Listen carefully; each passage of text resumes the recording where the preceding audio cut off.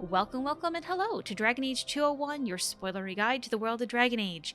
I'm Ghil, your lore archivist, and today I'm going to help you quickly understand the different gods and religions in Thedas. Please keep in mind that if you have not played the games before and want to play the entire series, you will want my Dragon Age 101 video over the same content linked below. Human beliefs. The main religion in Thedas is currently Andrastianism. The Chantry worships Andraste, the human bride of the Maker who sought to free the people from Tevinter and spread word of the one true god. She was martyred and is worshipped in almost all the nations in Thedas. The Chantry itself has quirks that vary between nations, however the Tevinter Chantry is completely different, with its focus on magic being the largest difference as compared to the Southern Chantry's disdain for it. Tevinter, however, didn't always worship Andraste or the Maker. Their main religion was the worship of the old gods. The ancient tribes of humans that would eventually make up Tevinter began to have dreams, and some began to claim they heard whispers from ancient deities. Eventually, these deities would be seen as dragons. The old god religion would largely be forbidden thanks to the Blights, as it was believed that the mighty dragons that rose to lead the Darkspawn and destroy the world were the old gods themselves, although tainted by the Blight. The old gods are as follows: Dumat, Dragon of Silence, killed in the first Blight. Zazakel, Dragon of Freedom, killed in the second Blight. Toth, Dragon of Fire, killed in the third Blight. Andorol, Dragon of Slaves, killed in the fourth Blight. Erthemiel, Dragon of Beauty, killed in the fifth Blight. Razakale, Dragon of Mystery, and Lusakon, Dragon of Night. Outside of these, there are plenty of spirits and gods that different human tribes worship. The biggest in this series so far are the Avar gods, worshipped by the Avar, a human tribe in Ferelden, and whatever is going on in Ravain, which we know very little about. Elven beliefs. So elves and human cities tend to lean more towards human beliefs, although a few will still try to hang on to more traditional elven gods. While it was more common before the Dales were destroyed, there are those who blended the two religions, adopting Andraste and the Maker into the pantheon of elven gods. Those traditional gods date back to the time of the original Elven Empire, Elvenon.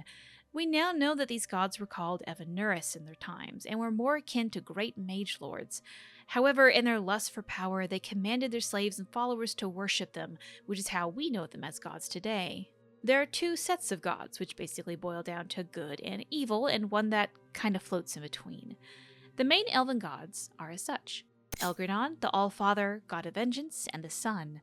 Mythal, the All-Mother and great protector. Durthamin, god of secrets and knowledge. Valendin, god of fortune, guide, and friend of the dead. Selais, goddess of the hearth. Juné, god of crafts. Andruil, goddess of the hunt. Gilinon, goddess of navigation, and Hala. Then there are the Forgotten Ones, the evil deities whose names have largely been forgotten, although Anaris, Gelderon, and Darenthal have lingered. We would learn that at least Gelderon hated the Evanuris and openly denied their godhood, so it's believed that the whole group opposed them. However, so much is unknown about the Forgotten Ones.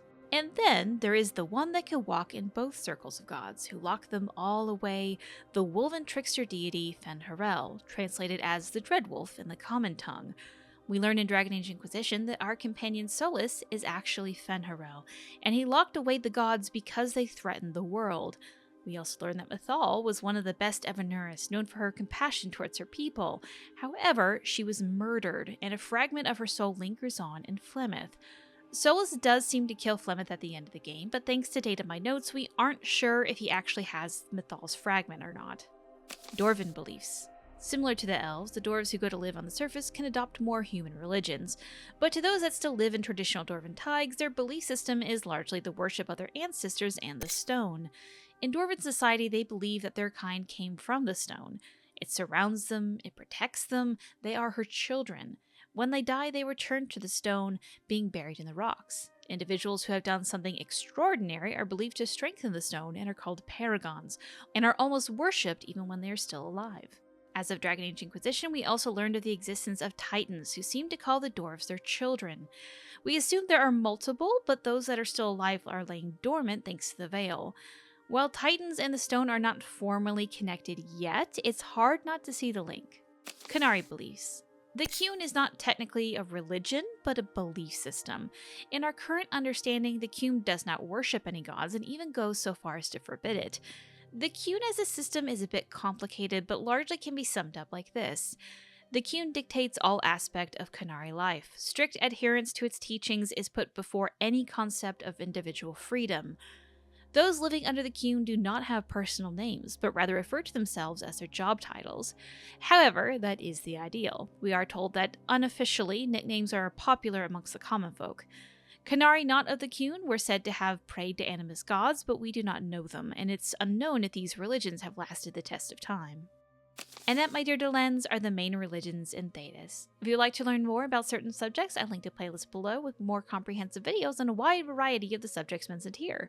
So until next time, Dores Shiral.